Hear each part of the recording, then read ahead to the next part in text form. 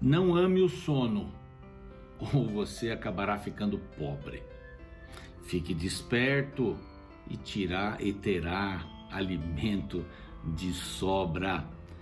Provérbios 20, verso 13. Que palavra linda, importante. Olha, preguiçoso, você não vai conseguir nada na vida. É isso que esse texto quer dizer. Fique desperto, fique esperto e você terá comida de sobra, né? Quem dorme até tarde, quem não trabalha, é isso que o texto vem dizendo. Não vai ficar pobre, né? As pessoas que são empreendedoras, né? Essas são pessoas que vão ter alimento de sobra, inclusive para dar para quem está dormindo. Essa é a palavra de Deus e esse é o programa Reavivados por Sua Palavra aqui da TV Novo Tempo. Um grande abraço para você que está no NT Play. Um grande abraço para você que está nos assistindo na telinha, 6 da manhã. Que horário bom, né? Tranquilo. Para a gente poder estudar a palavra de Deus. Se você não puder esse horário, não tem problema. Nós temos aí o NT Play, temos também o YouTube.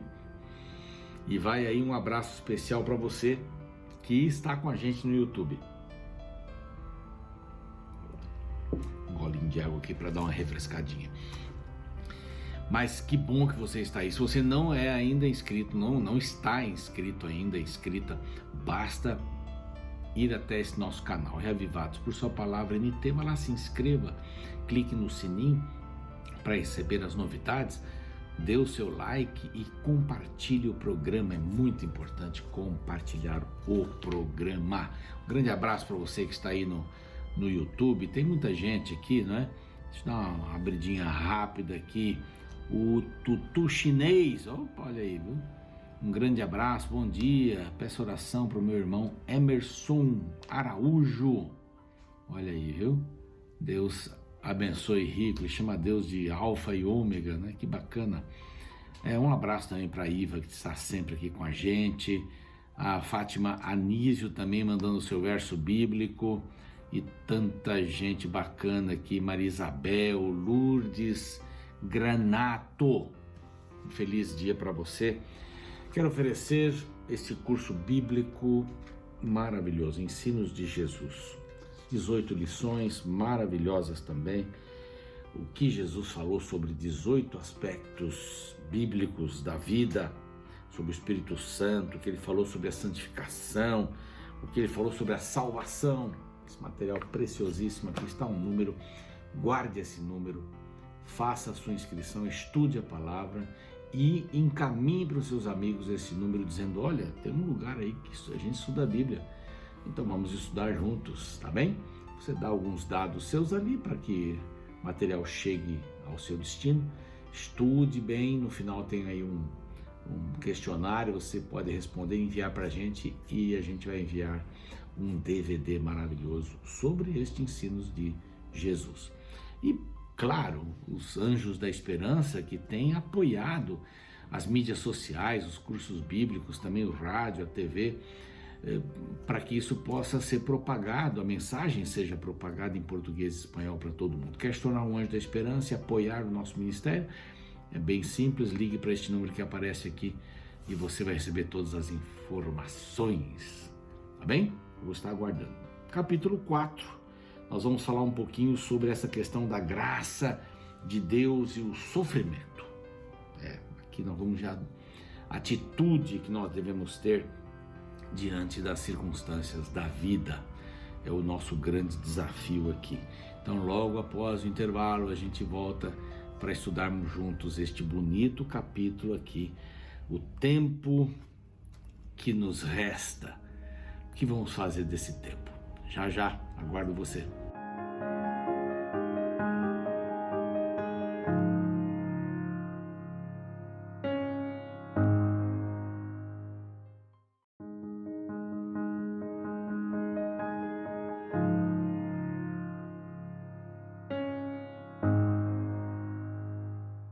Muito bem, estamos voltando aqui com o nosso programa Reavivados por Sua Palavra, da TV Novo Tempo, e agora com o capítulo 4 da primeira carta de Pedro, que teve a ajuda aí do seu companheiro Silvano para escrever esta bonita carta, e a segunda carta também.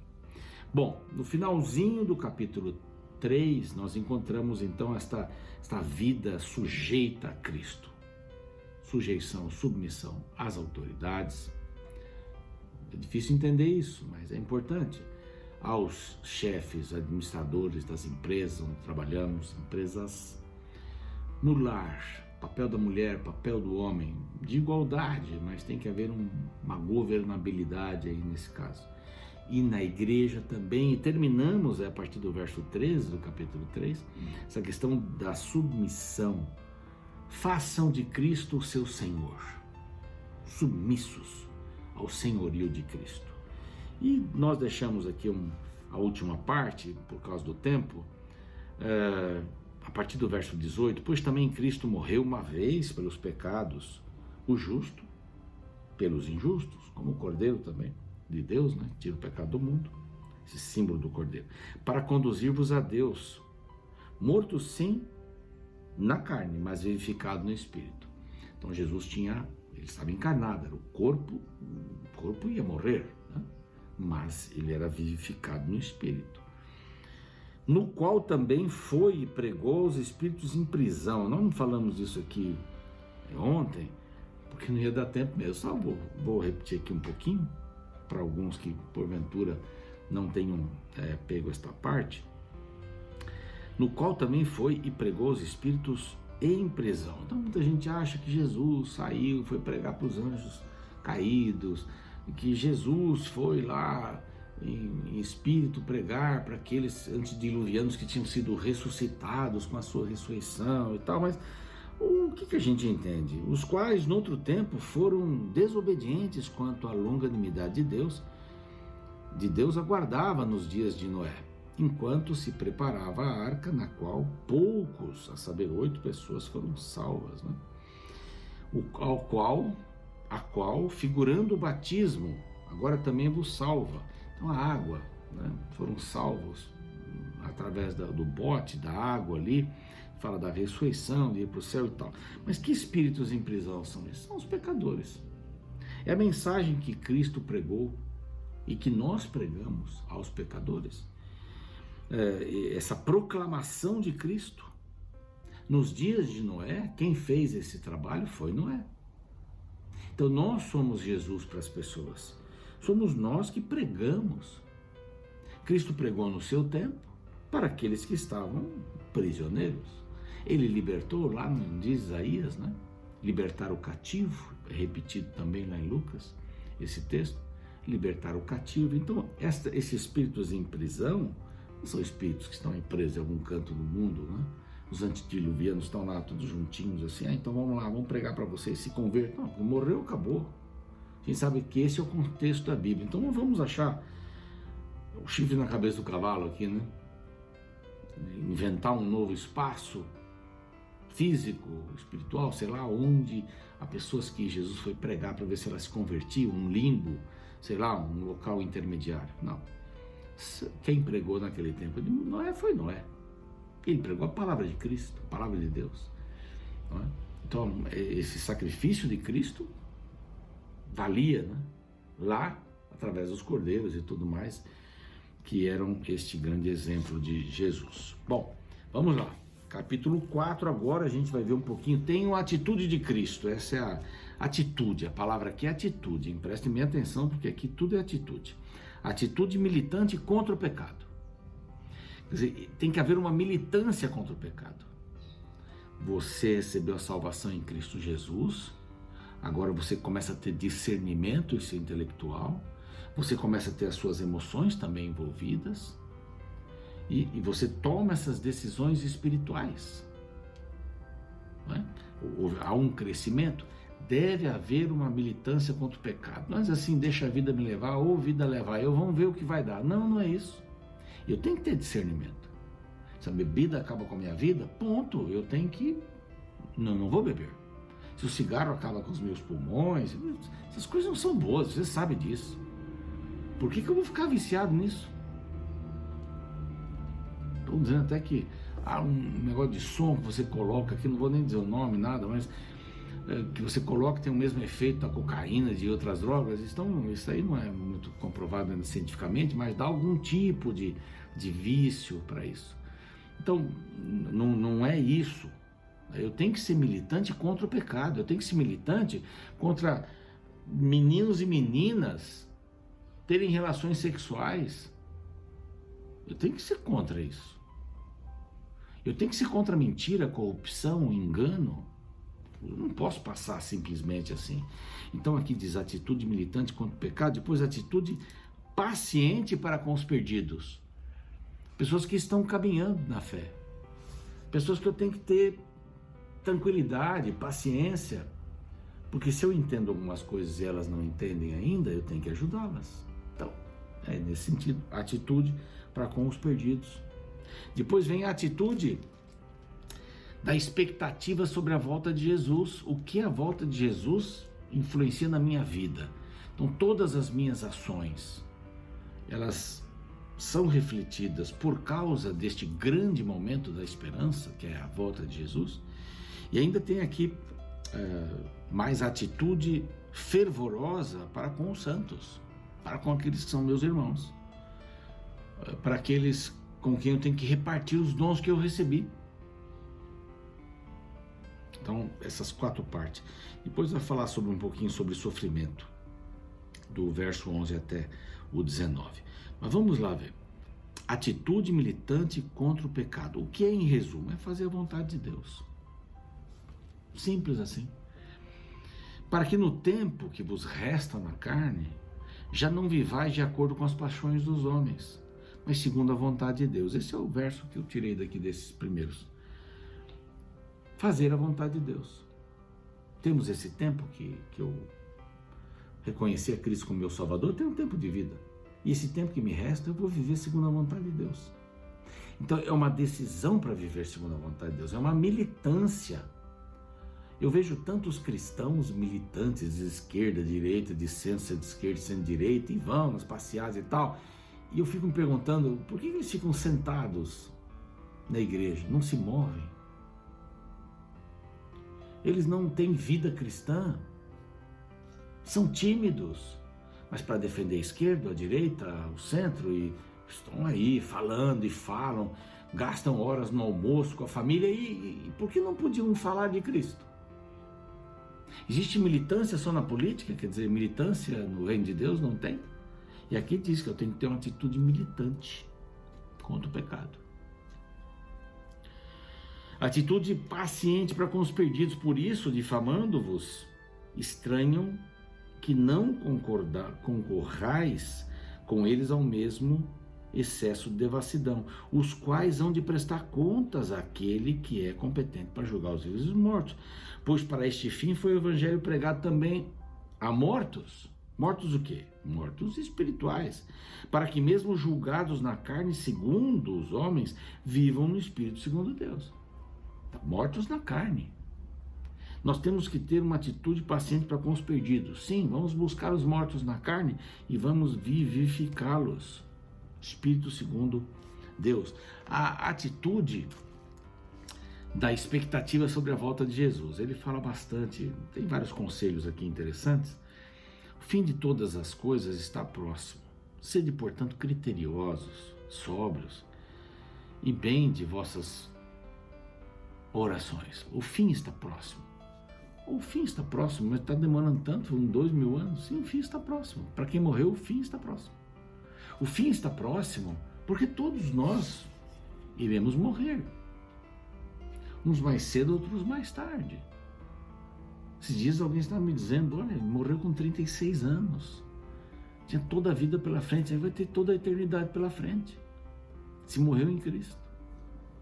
Então, o fim das coisas está próximo. Você só tem a sua vida. Você não tem. Só tem a sua vida. Você tem 18 anos? Tem lá mais 70 anos, não sei, 80, não sei. Eu tenho 6.4, né? A gente põe um ponto aqui para dar uma disfarçada, 64 anos. Eu não sei quanto tempo de vida eu tenho mais, 20 anos, não sei. Vai depender de muitas coisas, né? Mas o fim está próximo. Quem tem 80, 90 anos, talvez esteja mais próximo ainda. Então viva sobriamente, ore. Acima de tudo, verso 8, porém tende amor intenso uns para com os outros, Porque o amor cobre uma multidão de pecados. O amor alivia a vida. Não é eu tendo amor com o outro está com pecados perdoados. Não, não é isso daí. Aqui está dizendo que o amor encobre uma porção de coisas.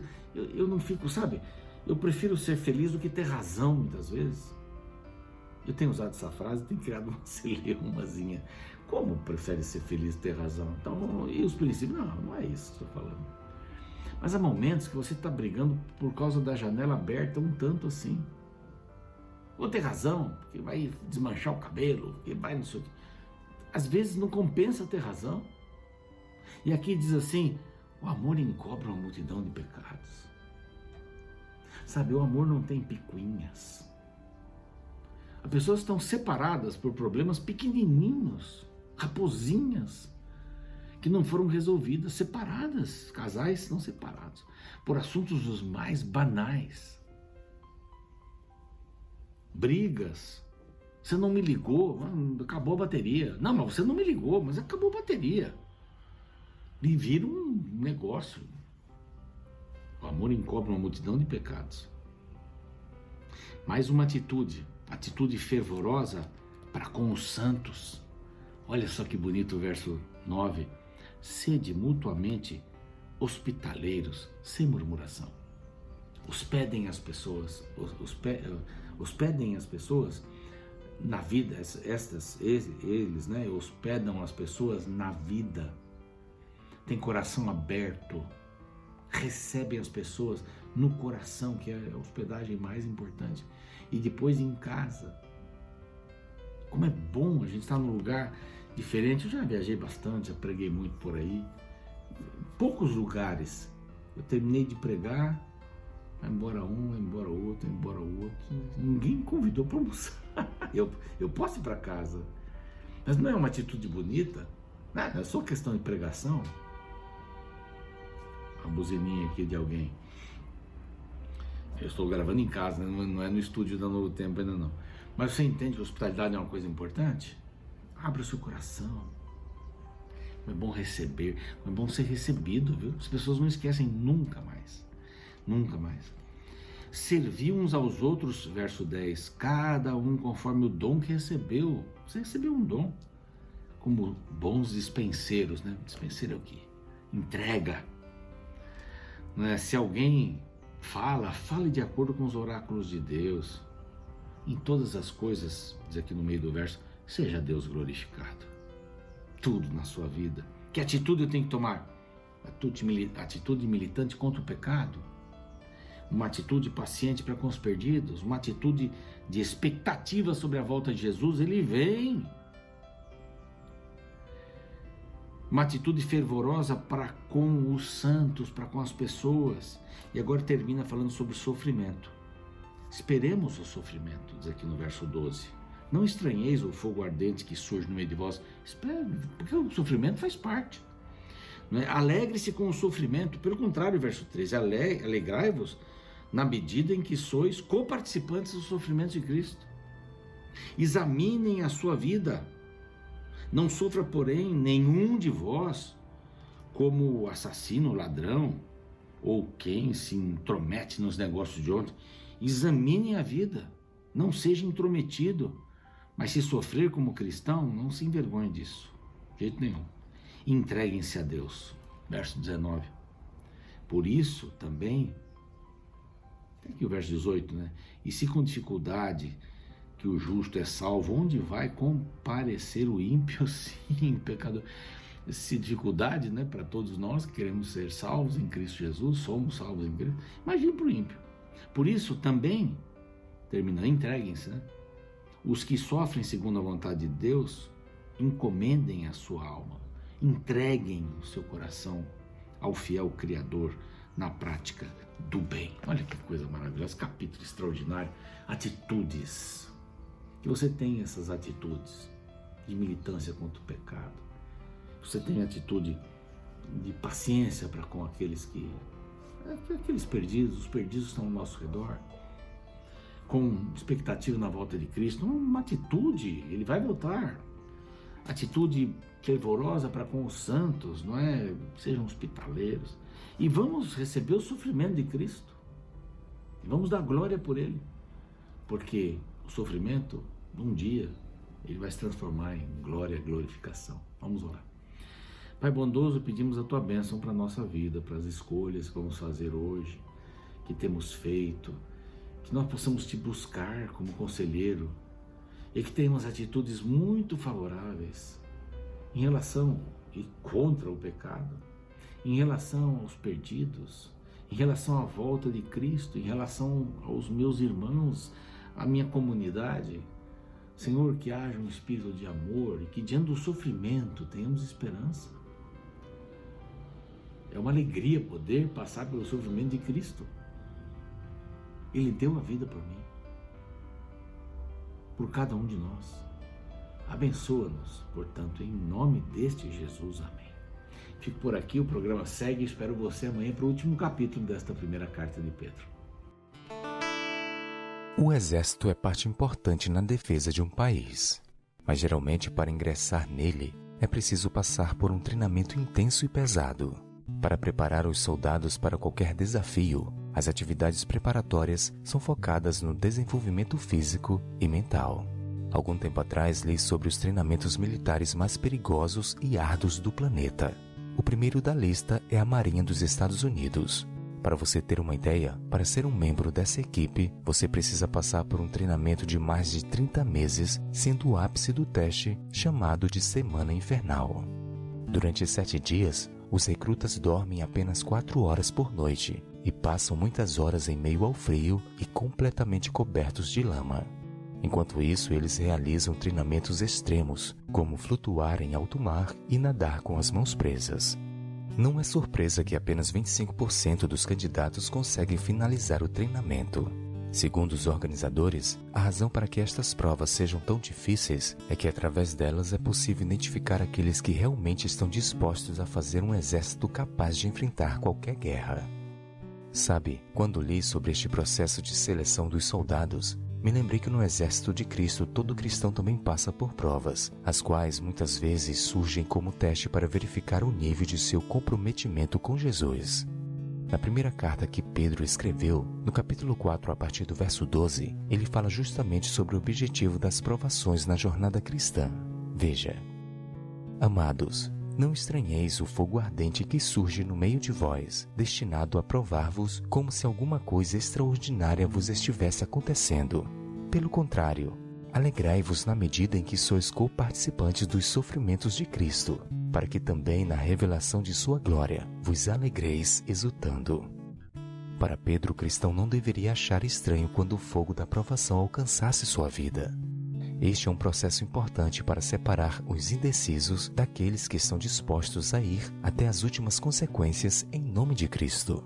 Afinal, a convocação é para todos, mas nem todos estão dispostos a pagar o preço para fazer parte do exército de Emanuel.